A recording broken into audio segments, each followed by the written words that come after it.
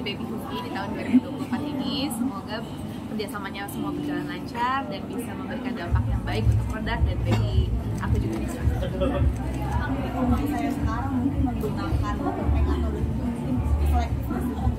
Kalau empeng, jujur aja dari dulu bisa nggak pernah empeng.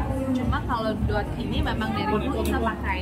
Jadi kan karena aku bekerja kan, ya aku nggak bisa setiap hari harus direct breastfeeding. Aku membutuhkan botol tapi yang tidak membuat anak aku tuh jadi memputing. Nah, dot ortodontik dari Baby Huki ini menjadi jawaban dan membuat aku merasa lebih tenang lagi bekerjanya. Karena tidak akan diputing, aku yakin tidak akan tersedak karena tidak akan keluar air kalau tidak dihisap dan masih banyak bulan-bulan lainnya. Karena lebih baik makan daripada empeng, karena empeng itu membuat anak jadi kurang lapar dan haus karena sudah menelan air ludah sendiri. Jadi memang dari dulu tidak pernah aku biasakan untuk empeng. Tidur pun juga aku tidak pernah kasih empeng gitu karena untuk belajar dia self shooting sendiri. Jadi memang jujur aja dari dulu dia nggak pernah empeng. Cuma dot pakai. Takut giginya kurang bagus juga. Iya, empeng memang membuat gigi anak tidak bagus gitu. Cuma empeng dari Huki pakai ortodontik juga, jadi bisa dilihat itu benar-benar mirip payudara dan tidak membuat gigi rusak atau merusak struktur gigi atau mulut. Dari dulu tergantung lembut sih kami. Alhamdulillah enggak, karena kan memang mungkin kalau sudah tahu aku sleep training. Di sleep training itu tidak boleh pakai ada alat bantu untuk tidur. Jadi kalau self soothing benar-benar self soothing sendiri aja. Jadi tidak pernah terbiasa dengan harus nyusul atau ngedorong. Alternatifnya atau kalau misalkan nggak ada Dot itu dipakai untuk sebelum tidur aja. Jadi untuk sebelum tidur kan anak nyusu. Setelah selesai nyusu, ya anak tidur sendiri, tidak ada media lain. Jadi tidak membutuhkan. Kak, ada drama apa sih selama nyusu gitu? Isa sama nyusu gitu? Oh, kalau drama tadi yang aku sudah sampaikan di depan adalah pada saat Isa masih ASI kan kita ingin sekali direct breastfeeding pastinya kan. Cuma terkadang kalau ibu-ibu yang bekerja seperti aku contohnya tidak bisa harus berada di rumah terus untuk direct breastfeeding. Salah satu alat bantunya adalah dot ortodontik karena dot ortodontik menyerupai payudara jadi membuat anak tidak bingung puting dan tidak bingung kalau misalkan habis nyusu di dot terus harus balik lagi ke payudara ibunya itu tidak akan membuat anak bingung. perkembangan nyusu sekarang seperti apa sih kan? Oh, sekarang dia udah cerewet banget. Hari ini tepat 7 April kan dia hari ini 7 Februari dia tepat 22 bulan. Jadi 2 bulan lagi umurnya 2 tahun. Cepet banget waktu anak-anak itu. Dan sekarang dia udah mulai cerewet sekali, apapun disebutin dia nanya terus ini itu dia tanya sampai 100 kali dan aktif ya pasti aktif lah ya anak-anak seumuran segitu. Kamu kalau kehilangan golden moment sama Isa nggak sih kamu mungkin? Iya, karena aku rasa aku kayaknya baru kemarin melahirkan kok tiba-tiba udah mau 2 tahun gitu. Jadi waktu bersama anak tuh ternyata cepet banget gitu. Jadi aku selalu bilang sama teman-teman aku, kadang-kadang mereka ada yang kesulitan, aduh anak gue gitu. Ternyata waktu bersama anak tuh cepet banget. Tanpa kita sadari besok anak kita udah masuk sekolah, terus masuk SD, terus tiba-tiba udah besar. Jadi apapun yang terjadi di parenting kita enjoy aja karena itu ternyata cepet banget berlalu.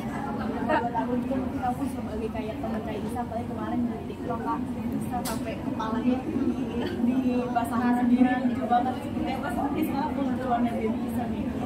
Anak-anak kan kalau usia tua dulu tuh suka random ya, kayak anak aku tuh suka banget air.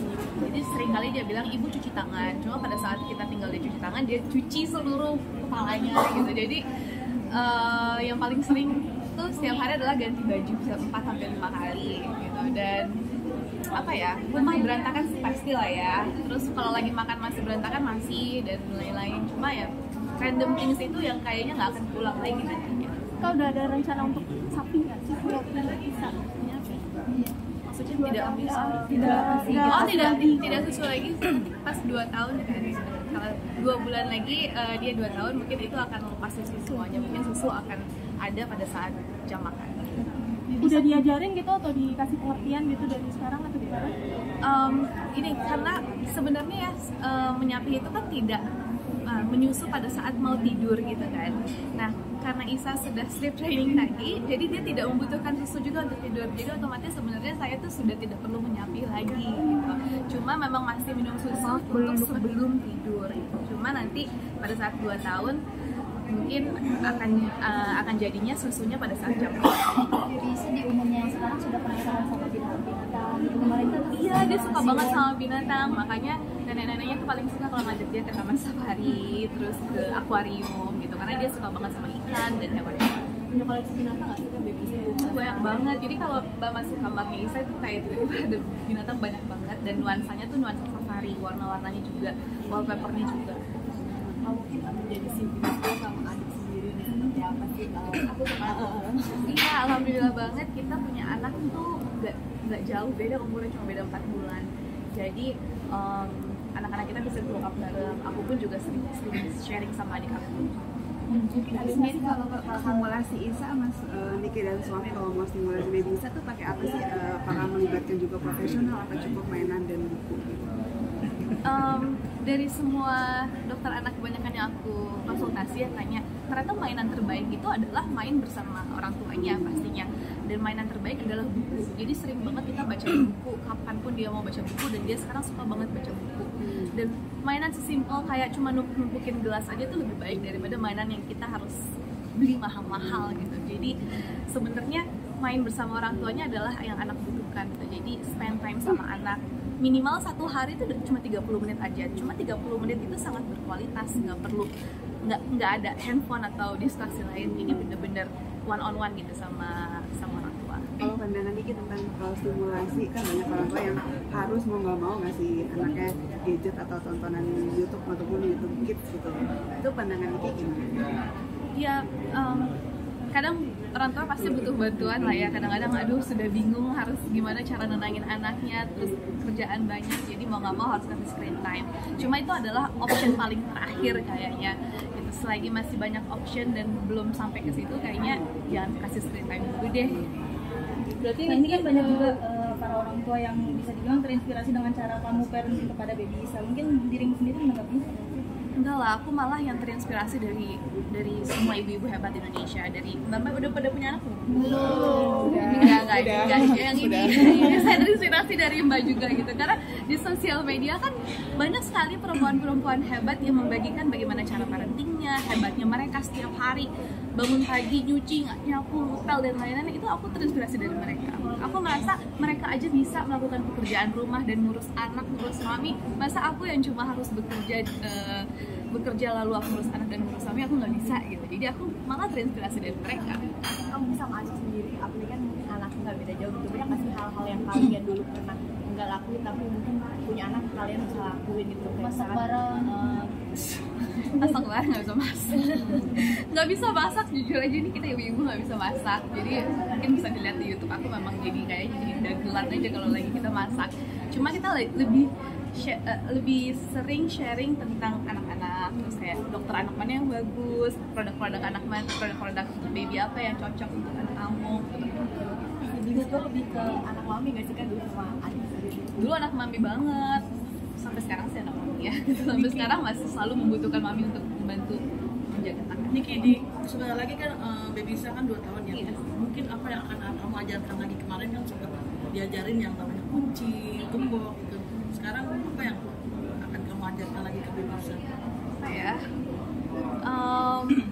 Nggak ada spesifik apa-apa sih, kayak let it flow aja sih sebenarnya gitu. Dan umur 2 tahun kayaknya udah mau masuk toddler kelas gitu kalau nggak salah gitu. Jadi akan diajarkan kemandirian juga di sana, dan akan diajarkan kayak kalau misalnya mainan berantakan harus rapihinnya gimana gitu. Terus belajar kayak pakai sepatu sendiri, baju sendiri gitu. Sekarang lebih ke apa ya, menjadi lebih mandiri aja sekarang. Tapi kamu sangat menjaga nggak sih? Karena kan usia baby Isa kan suka meniru ucapan orang. Iya, itu loh, itu yang sekarang yang lagi lumayan di rumah kita harus jaga-jaga bahasa banget ya, bukan cuma aku tapi mbak-mbak atau staff-staff aku yang memang datang ke rumah gitu. Kalau misalkan kita ngomong harus jaga bahasa gitu. Terus kadang-kadang dia tuh suka banget buah kan. Terus kalau misalkan lagi makan, terus tiba-tiba ada orang yang bilang buah gitu, dia tiba-tiba langsung ke distract semua, langsung pengen makan buah gitu. Jadi kita harus mengganti kata-kata buah itu jadi apa gitu. Kadang-kadang kita nggak mengeluarkan kata-kata itu, cuma maksudnya itu. Tapi pernah nggak kejadian yang kamu nggak kamu bayangkan? Iya, jadi kemarin kan Isa ke taman safari sama Eyang ya. Terus dari semua binatang yang ada di taman safari itu dia tuh cuma inget satu doang, dia cuma inget monyet tuh. Jadi dia sebut kata-kata monyet itu cuma mana, kayak sampai pas dia lagi ikut join baby class gitu, gurunya nanya kayak, kamu udah makan belum? Dia malah bilang ke gurunya, dia bilang, maaf ya miss, dia kemarin habis dari taman safari gitu-gitu. Jadi kadang-kadang itu ya, maksudnya ada gajah, ada zebra, kenapa dia cuma inget Kan ini mungkin kalau lagi udah selesai ya. kan ini mungkin kalau lagi kalau dengan ketika anak itu mungkin apa sih yang me time. Mungkin tadi di sana udah aku jelasin ya gitu, karena kita membuat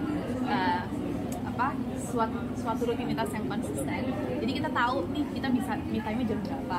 Pagi-pagi contohnya me time aku cukup jalan di treadmill, habis itu mandi air dingin. Lalu pada saat anak tidur aku bisa tiduran di sofa sambil nonton film atau sambil scroll sosial media. Itu menurut aku me time yang sangat berharga banget jadi seorang ibu. Terima kasih. Terima kasih ya. foto dulu boleh nggak Kak?